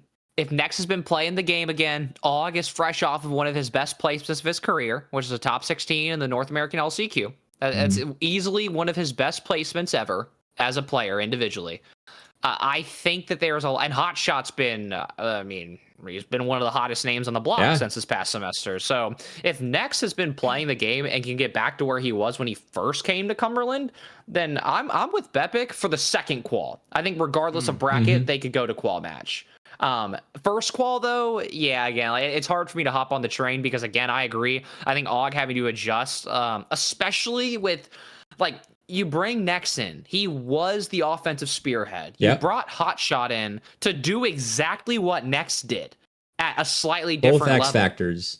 Yeah, and both spearheads. So, and Og has been a very defensive player because ever since playing at USC, he had to be, right? So they can merge. I'm not concerned about Og on this roster. I'm actually concerned about Nex and Hotshot gelling on this roster. That's my take on it. All right. I think it probably comes down to how Hotshot wants to play in this team. Because I think Nex has been very clear about how he prefers to play the game. Maybe that's why he didn't necessarily wasn't dynamic enough for the A team previously. And that's why Hotshot maybe stepped in. This is me speculating, obviously, but I'm kind of with you, TJ. I think this roster does depend a lot on Hotshot and Nex. Because Og is a pretty known quantity, and I'm sure he'll adjust with time, but there are a lot of question marks on this team. So I guess this is my hot take, which I don't think even is a really crazy hot take to have them at potentially 17 just outside of league play. But I'll take it if we're offering that as a hot take. I have them in my top 25, but I'm not putting them inside the top 20. I'm not putting I want to see how this team plays. That's fair. Fully. And also I could totally hear an argument like whenever I got down to my top 20 to top 30 range, I was thinking a lot about okay, when these teams see each other in a winners quarterfinal in a CRL qual, when they get to a losers round 4, losers round 5, or I guess it'd be 4 pools. So if a losers round 3, losers round 4, right? Then I start to think, how would they interface? And that's why I gave teams like Michigan State and Davenport the edge, and OC as well. But now I've learned that OC and St. Edwards aren't going to be playing. Yep. So, I'm starting to hear out the argument because Cumberland would move up to top 20 for me, and I'm okay with that. I'm okay with that take coming out of today. And do we know, this is a question for Chad actually, who Davenport was playing with in Champ League Open yesterday? Did anyone here actually play them? I know they were debating between Para and Exiled for that third spot alongside Brock and Bolte, but they disappointed a little bit just given what we expect from Davenport with their results, which it's one tournament. They're still figuring out the starting lineup, but I think Davenport's still a team to keep an eye on. We talked about them last episode, so I'm not really going to stick on Davenport. But Fuchs says it was Para Exiled Brock as their starting roster for this one. So let me know Bolte for the tournament. I don't think that's their starting lineup. I think Bolte's still starting, but that might explain their results. Can I throw a mini hot take in? Yes. Can I kick it? Yes. I don't think any of those 3 players outside of Brock, I don't think anything changes much depending on who you sub in. I think regardless, that roster, I will be honest, I actually think I'm probably a little high on them at 20. I think that maybe you make an argument to drop them, but again, because of how they did last year, I didn't want to drop them too far. I think that depending on how they show out, they could lose to a team they shouldn't, like a Cumberland Maroon, like a Shawnee State. If Shawnee State is playing the way that everybody in chat is talking, and Indicator does what Indicator seems to do, they could absolutely take down Davenport. Shoot, I might even get as crazy, if I'm feeling some type of way on qualifier day, I might even go down to say that Daytona State could make things interesting with them. Yeah. And I don't think that's a crazy argument. So Davenport, my issue for them is that their ceiling is not, on paper and based off the last school year, their ceiling is not ultra high. I got to see this roster play. I believe it was Para, Bolte, Exiled who played at CECC. They had some strong showings, but unfortunately for them, I think this semester is going to be a lot more about how far do they drop than it is about making league play. And I'm going to leave it at that for me. All right. I like the commentary on Davenport, and I do want to see where they go. Before dropping them too crazily, I think around 20 right now is a safe spot for them. Like right around the conversation, but not exactly a team that is bad yet. But I'm a little worried about them. But I'm gonna leave that alone for now, I think. Any other teams we want to jump on? Because Drummondville, you got in 24th, TJ, but you were already hyping them up earlier on in the broadcast. Daytona State, actually worth noting. Sullus is going to be playing on a laptop, and I don't know what his internet situation's like for the qualifiers for CRL. So they'll be playing, but Sullus is on a laptop. So Sully's play style favors laptop gaming. Like let's be like, he is not Geo. Geo cannot play on a laptop. Oh, not a laptop. Sorry. It's a normal computer, but it's his sister's computer. Sorry, Celis. I misinterpreted what you were telling me. So he's in a different setup. Sister computer gamer. Yeah, I think that favors Sullus. Like Sullus could hop on a dang Dell Inspiron at 144 hertz and just hit the ball, and that's okay. And that's all that I need Sullus to do. And then Daytona State's fine. I don't think they're gonna be hurting too much in Qual 1 with that. Now, granted, I will say this: I had a very hard time ranking Daytona State because I personally believe that with all of the new CRL roster moves, they look lower than what I was expecting them to be. I think after their performances in the back half of last school year, I thought for sure they'd be contending for top 20. But with the way these rosters have changed and with all these new players coming in, with players like Mercy with LCU, like TMS and Barris, like Og with Cumberland Maroon, and Cumberland Maroon just becoming a team, right? I think Daytona State, with the way that they've been playing, are they going to become the new Bruton Parker, perhaps? Could they be gatekeepers? Is that where, that's where I almost feel like they're going to end up. I feel like they're going to be gatekeepers. I kind of agree with you. I see no reason why it feels like everyone else has upgraded. And I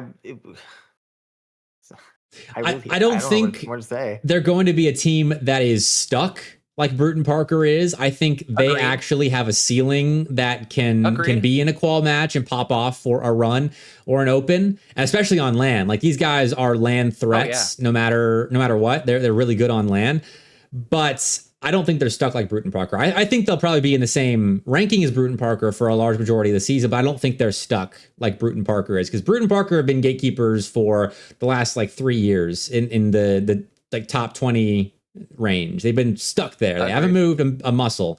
But Daytona State is just now getting there. And I feel like we have to give them some leeway to change the narrative and actually build up past top 20 if they are capable of it. I agree with that 100%. They're definitely not the same type of gatekeepers. They easily could, like I said, they could beat a Davenport. They could beat an OC, even though OC's not playing, it seems. I could see it. So I agree. I like that take. All right, who else we got? A small update. What's the update? Champ League update. West Virginia Concord are playing right now. It's 1-1 in series, 1-1 in game 3, and reporting Gyro is hitting shots. So that's propaganda. That's just propaganda. I'm sorry. As someone who in his entire career feels like Gyro cannot hit the broadside of a barn, he is hitting shots in this series right now. That's all I care about. And also, Devo had 9 saves in game number 1, and they lost in overtime. I gotta say, if Devo doesn't have to make 9 saves and Gyro is hitting shots like he's supposed to, I will give all the Gyro strays in the world. He's a former pro and should be playing better. There we go. Devo shot on target. There, goal again. West Virginia up in game 3.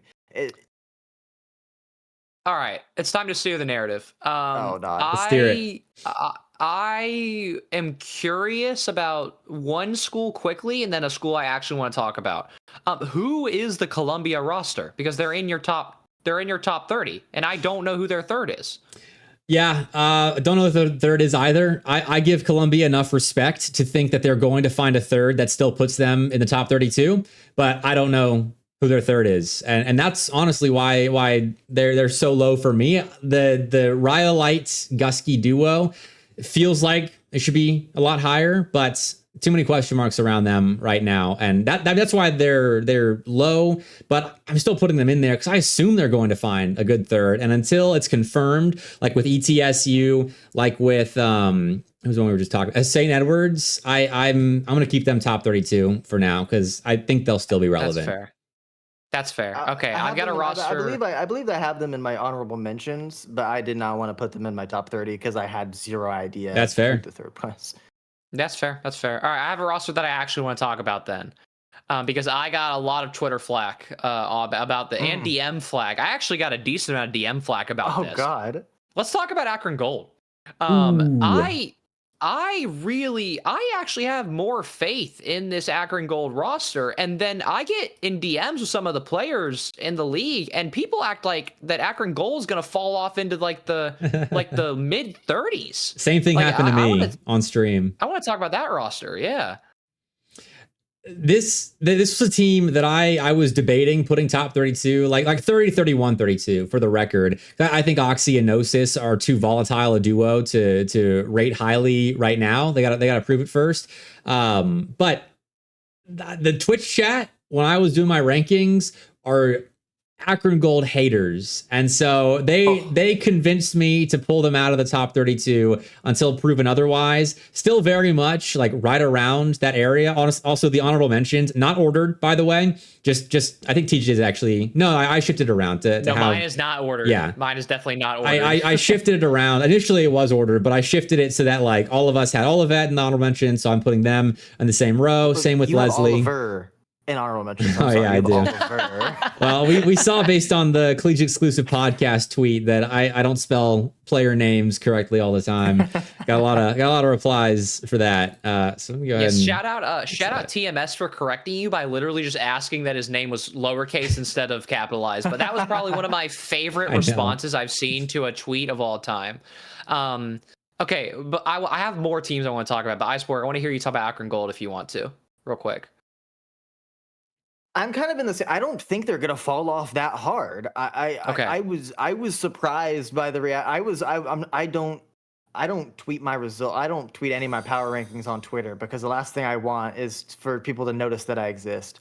So when I saw the flack for y'all, I was very surprised. I think Akron as a program, A and B team, are just gonna continue to play very solid roles. I think you can't replace the old Akron Gold team. I think that team was a very strange, always fighting to make league play team that was upsetting all the time. I think this was going to be a solid, trying to make qual 2 qual games type game, like team trying to fight for that. I don't see anything other than that. So they've got a big peak. Like Oxy and Gnosis both, when Gnosis was playing for Cumberland Academy, are both players that can take over a lobby and dominate for a game. But then what made Akron Gold so good was that Oxy would give them a game in the series, and then he would kind of disappear for a few more games. But Jonathan and Emilio, and then Jonathan and Patty were so solid a duo. They could make up for that, and they could find ways to work around that. But Akron Gold don't have a safety net anymore of Jonathan being one of the most steady players and steady captains in CRL. This is a roster that is going to have to figure things out by being thrown in the deep end. And I just got too many question marks for me right now, honestly. I Twitch chat put it on my radar that they may not be a top 32 team. And honestly, I'm convinced of it right now until proven otherwise. That's fair. I'm willing to shift to another team if y'all want to. Hey, who else we got? Who do you want to talk about? I was going to throw in the conversation about let me actually double check before I speak. I did catch a lot of flack for my York pick, but we already talked about that, so I don't feel as bad about that. I think for Vet City, for Olivet, I think that this is a perfect spot for them. I actually had a very nice, constructive conversation with Fuge and DMs. Big respect, Fuge, if you're in here. Big respect to you, by the way, for the way that you want to talk about the game. I really love that. I told him the same thing I'm going to say right here. And I think that of all of the rosters that are in my honorable mentions, they have one of the highest ceilings, and I feel very confident in saying that.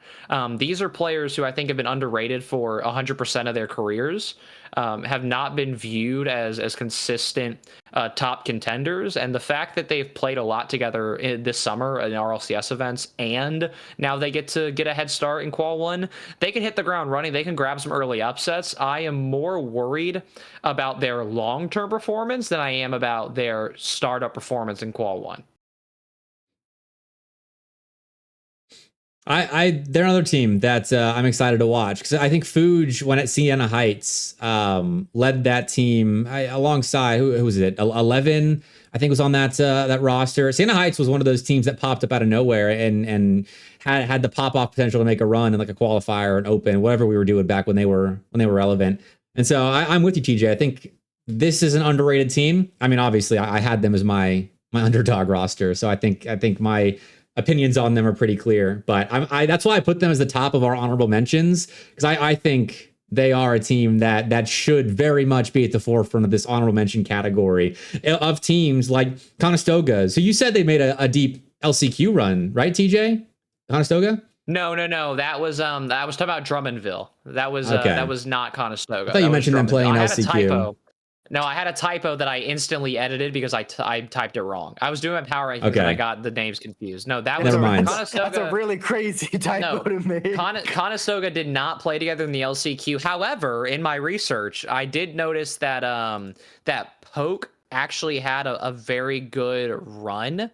And also, I think I saw Cyber somewhere in the top 64 as well. What surprised me about Conestoga, and we can talk about this if we want to, I didn't see 80 play in the LCQ. I didn't see 80 on a team. Or if he did, it wasn't a good run. So that surprised me a little bit. But also, what I'll add about Conestoga while I'm talking about them is, like, this is a team that's always been, like, NECC Division 2 demon. Yeah. Like, it's not a team where we're like, okay, they're gonna make a team like a Shawnee State run for their money. They're not a team that's gonna make a potentially even like a Bruton Parker run for their money. So anyways, that's why they are not in my honorable mentions, for that reason. Okay. I respect it. You talk about WCTC. You have them real high, Bepic, compared to me and it's TJ. It's got him top 32. No, that's me. That's me. Yeah, I want to hear you. Why you have them in your top 32? I think everybody's knee-jerk reaction of Dimitri leaving is an overstatement. Don't get me wrong, Dimitri's the best player on that team this past year. But also, based on what I have seen, based on what I have heard, based on what I have seen with my own two eyes, I actually believe that Virus is going to be around that same level of production. And then I would go the extra mile to say that Ty is going to have a Dimitri level season. I am very confident in Ty's on-ball ability. I got to see it a little bit in the SEL summer event. And also I have not a bias, but I have an insider trading type of scenario because me and Ty play Battlefield together. So I've gotten a behind the scenes and we've been talking a lot in DMs. I've gotten a behind the scenes about that team. So I feel very confident in WCTC, and I don't think that them being above, you know what, the only school as of today, like I could hear, for example, like, okay, what about a Matt Aloysius with Sammy? That could be a close series. Or what about maybe a LCU White? That could be a close series. But I think WCTC, as of today, again, preseason rankings, I like them in my top 32. And maybe that's personal preference, but a lot of those teams could go game 5, game 7. All right. I can't hit against WCTC. I mean, they lost Geo, stayed relevant with Dimitri. Lose Dimitri for a semester. I trust Ty and Neeks to stay relevant with Virus. I just think there are other teams right now that are more deserving of a top 32 spots than WCTC. But despite this being a non-ordered honorable mention section, WCTC I think are pretty close to my top 32. Like just for the record. So I'm with you, TJ. They're just a few spots lower on my list. That's fair. And I'm willing to hear that out. Again, I could see, because again, for those of you who've been joining the stream like recently, the honorable mentions are not ranked. Yeah. So like I could see teams like a Olivet, like an LCU, like a Mount Aloysius, if Sammy can get to a rank B plus level consistently, or more consistently, I should add, because he already is a rank B level player, I'm pretty sure. And also, like, I caught a lot of flack on York. And I'm willing to take that flack because again, it's going to be the same story of York last year. Now, are they better this year? I think absolutely. It's not going to be close, but it also makes me feel a little bit better seeing that y'all have York down towards the bottom of your top 32 as well. I think that's a very fair place for them. Is right inside or right around the top 30. I think that's fair. I have a team to bring up that wasn't on our radar before.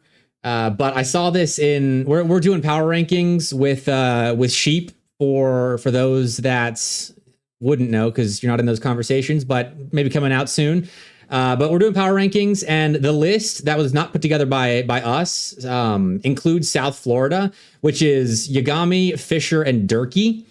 I didn't have them on my radar, but Fisher is in chat, and I think it is worth discussing since we're a podcast that covers those sorts of rosters. I mean, how good? I've got no idea what Fisher looks like. I haven't watched him since he was playing with Fries and Luigi at Florida State. But it's been a while since those days. Yeah, it's been a minute. But Yagami, I know, is a really, really good player. We watched them at PCL. I guess that was a year and change ago now, TJ, when they were playing on LAN and keeping pace with Akron Gold. Durkee, what do we know about Durkee? Any comms there? I am pretty sure Durkee and Fisher should be similar levels of player, if my memory serves. As in, like, I think both of them should be mid to high rank A, if I remember correctly. So is this USF roster like a top 32 contender? Somebody needs to correct me if I'm wrong in chat, but if I'm right about Durkee, which I thought I was, then yes, they are absolutely in contention of the now, unless I'm wrong. If Durkee is a player that I'm getting confused with somebody else, then I'll take it back. But I think that even with Yagami and Fisher, they are contenders. Again, this is like a NECC Division 2 East Demon. Like that's the slogan for a team like that. Okay, Solus is like low Solus said Durkee's like low 2K. If that's the case, or if he is rank A pushing like I thought, then I absolutely even if Dorky's or not Dorky, sorry, even if Durkee's B, oh man, new nickname dropped. My bad. Reddit new slander, even if Durkee, I was reading the chat, bro. That's on me. Marsha just screwed me. Marsha just absolutely screwed me. No, if Durkee is rank B, I think this roster could still be argued to contend in the top 40. And to be contending with some of those rosters up top. I think that's fair. Yeah, I had no idea that this roster was a thing. Y'all got to advertise your rosters more. What's going on? We need a database, man. We need an ESPN of Collegiate Rocket League because my spreadsheet is decent, but it's not cutting it. There are rosters out there that we probably haven't even heard of that are going to be popping up, like Drummondville. I just now heard of. I think that was Sunday when chat was pointing it out. So we need more people on the beat. So this is why we love Twitch chat and everyone that interacts with the podcast, keeping us informed. So thank you all very much for that. But any more topics on Power Rank? Any more teams to discuss here with our lists? I think this was a pretty civil first Power Rankings episode. I think we're doing well. I would even go the extra mile to say that of all the preseason power rankings, I think that we did a pretty good job. Like, yeah. I really don't think that we like, and you know, and obviously like me and Bepic have already gotten our fair share of Twitch and Twitter backlash. Like this is, and I said this on Twitter already, like your teammates, they don't have a Wikipedia page. They don't have a social media. They don't post. Your school doesn't even follow them. They don't even follow their school. Like, it's impossible to track some of these guys. It is absolutely miserable. And like the fact that we're even like the fact that I sat down to the top 48 and I got to a point where I was like, man, like there's all these rosters where they're missing players or they're unknown. Like, you know, y'all got to give us a little bit, just a tiny bit of grace. Can I get some schools to tweet about anything? I want a crumb of information. No announcements. And again, these players are not following their schools on Twitter. Like I found 3 different player social media pages out of some of the players that were marked red on my list. And they just don't follow their school, like at all. And it goes vice versa. So I can't verify if that's the right player. So yeah, please, for the love of God, like CRL's coming up. Like I would love some roster announcements. It's about that time. 'Tis the season. I will say it is a little early. Like I know some school, like I don't think North Texas has our media day until next month, middle of next month. All of our new players that are coming, like all our freshmen. So I get it. Some schools just can't. But like, even if you can't, like, if you're not getting out, take a picture of your player, throw him a jersey, tell him to take a selfie, bang, like just tweet something. I love any extra media we get in the CRL scene. Like that's how we're going to grow. That's how more sponsors come in, more interactions, more people bought in. That's simple, like esports economics right there. So yeah, interact with the schools, interact with the media platforms, support. I mean, the Champions League Open brought in 55 teams, which I think is pretty good for a preseason tournament that was announced like a week and a half ago, I think, maybe. Agreed. That. So we're doing okay right now, but can always be better. But there are a lot of leagues to interact with, platforms to interact with. We're gonna run through the Alphabet Soups information right quick because we skipped this last week, and this is going to be a quick segment because I don't want to stay here for 2 hours again.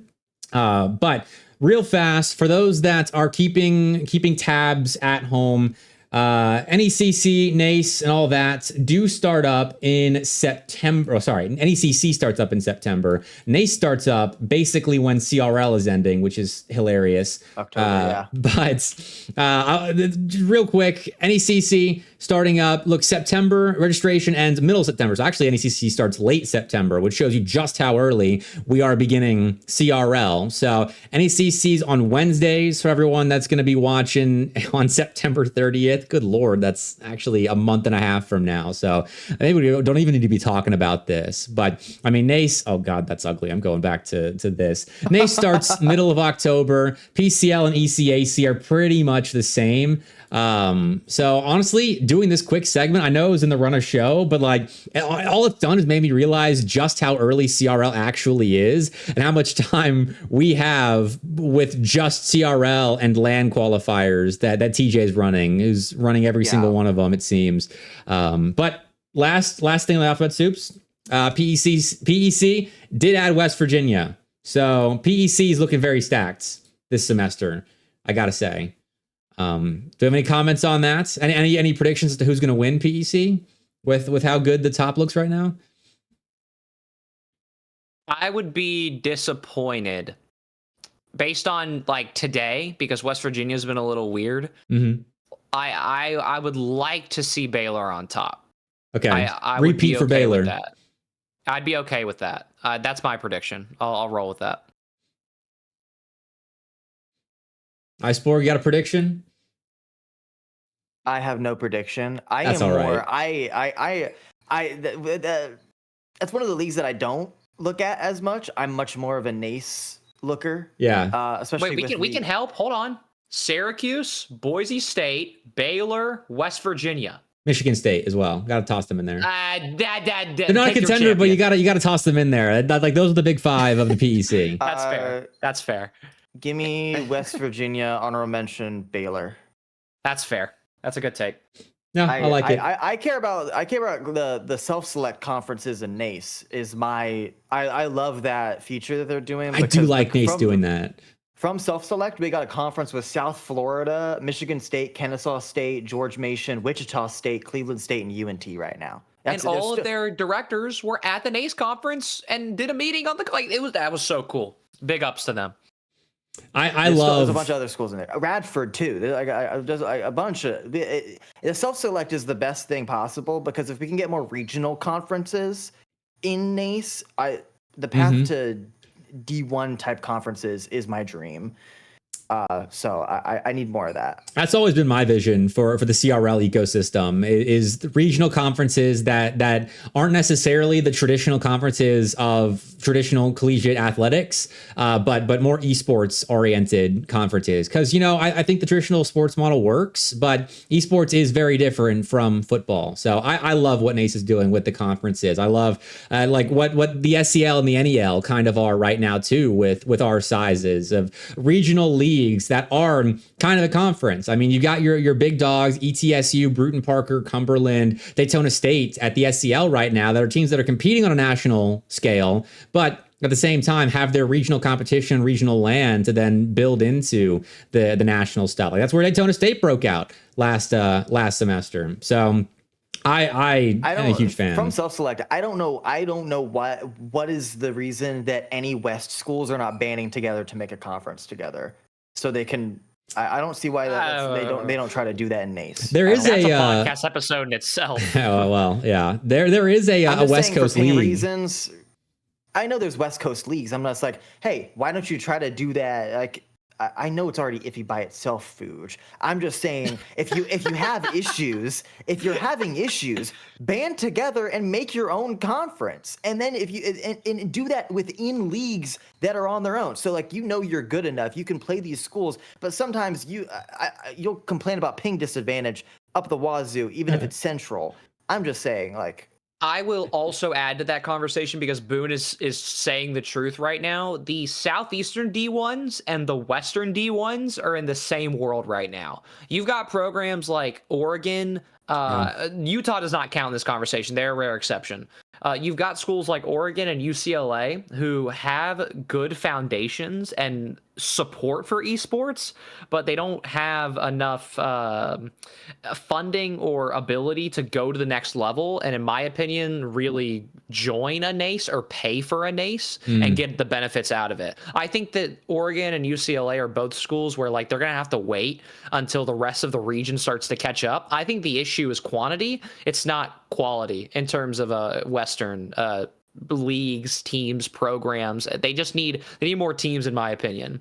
And that's what I'm saying, Boone. Like they're clubs. It's just like UGA, South Carolina, Florida, right? Like it's that's exactly what I'm saying. It's because they're clubs. So it's all because Cumberland has 3 teams. The greed of the greedy program. Greedy. It does say a lot. Claypool in the Bible. I think it does say a lot that of all the Alphabet Soups leagues, I think CCS has done the most for Western Rocket League than any of the other conferences. Like that's where Oregon and Colorado and San Diego State 2 years ago were actually winning bigger games and making a name for themselves. And when CCS is doing the heavy lifting for West Rocket League, I think that says a lot. That says everything. That says everything. Hey, shout out CRL West though. Good times. Shout out all the GC3s who got tags. Really happy.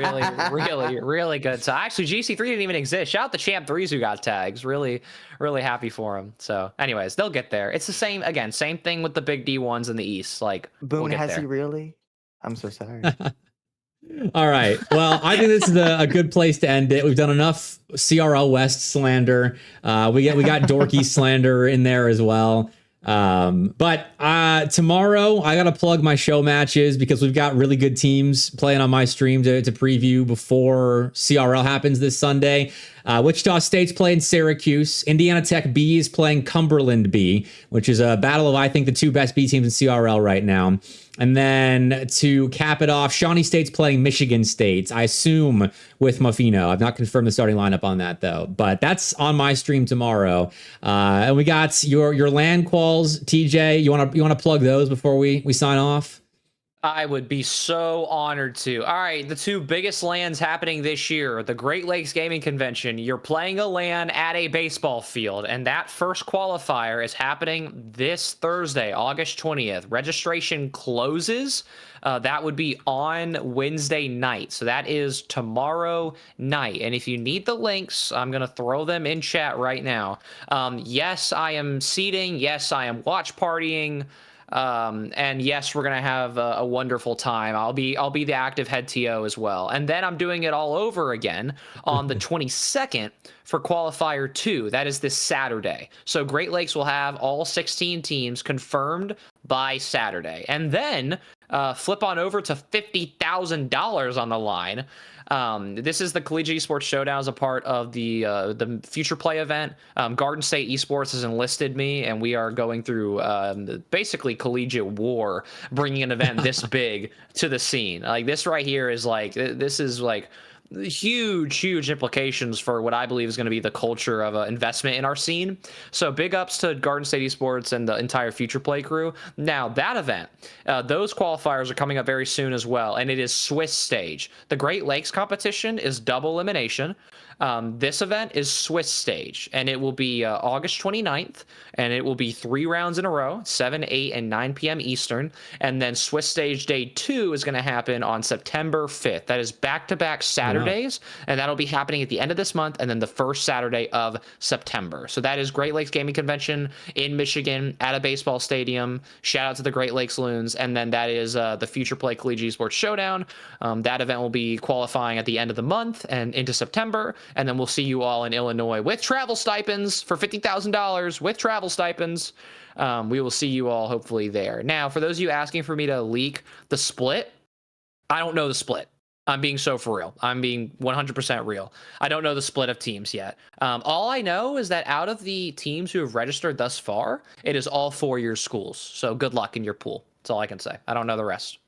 I mean, that has to be the biggest, most stacked qualifier we've ever seen. It better be. 50K for a LAN, like with big sponsors. For the 50K LAN, there's only 43 teams, and I think it's 43 teams for what, 24 spots right now? Yes, which, which don't get me wrong, like in classic collegiate fashion, right? Like we will start to climb within the next week. Yeah. I'm not, surely my dream is to get to like 75 to 100 teams. That would be the goal. I think with CRL being worth over $60,000, I think $50,000 with travel stipends and 24 spots is absolutely fair. I will say this because this is important to note for the podcast. This event does not allow Canadian schools to play. And that was a decision that was made like 7 tiers above our heads. So because of that, we're going to miss out on a lot of major contenders, especially in the 2-year category, or else St. Clair would have had a free path there. So anyways, hopefully we will have more information on the split. Obviously in a perfect world, if it's only 4-year schools and we have 24 teams, then that means I get to seed and maybe we move to double elim, or maybe we change it. I don't know. I have no idea. Those decisions will be made very soon. And we will we'll hopefully have updates soon. So make sure you join the Discord whenever you go to register for that event. Make sure you're in there because any announcements will go there first before they go on social media. That's all I got. That's my plug. Sweet. Iceborg, you want to plug anything before we leave? It's plug-in time. Yeah, I'll plug in it. Sheep Collegiate, follow on the Twitter. Our first power rankings of a whole committee of people that are giving their power rankings coming out later this week. It's hopefully it is just the beginning of Sheep Collegiate and our one-stop shop of everything Collegiate Rocket League, not just CRL, talking about over 7 different leagues around the country that are happening. It's a good start ramping up as we get deeper into the semester, because right now it's just CRL, but then we got everything NACE, NECC. I want to make sure I'm talking about everyone before I spit incorrect information. Let's see here. Where's my folder of 8 different Discords that I'm in? Play versus NECC, NEL and SEL, ECAC, anything. It's only going to get more exciting, and hopefully we can even start talking about high school esports in the future, because the high school to college connection is something that we care about a lot. So it's only going to get better, and I'm really excited for this semester. So, obviously, at Sheep Collegiate on Twitter. Yeah, follow them. Go ham. Follow Collegiate Exclusive as well. Follow the 3 of us on Twitter, too. I think that's all we got. I will see you all tomorrow on my stream. We got a lot of CRL to cover this week. So this podcast, I'm sure, will be back. We'll let you know once we schedule the next episode. But as always, thank you so much for watching the pod. Make sure you follow us on Spotify. And if you watch on YouTube as well, it's on my personal channel, MrBepic. So if you didn't catch us live for the entire time, watch us on Spotify or YouTube tomorrow. Maybe Apple Podcasts one day. But that's a story for another time. Everyone have a fantastic evening, and we'll see you later.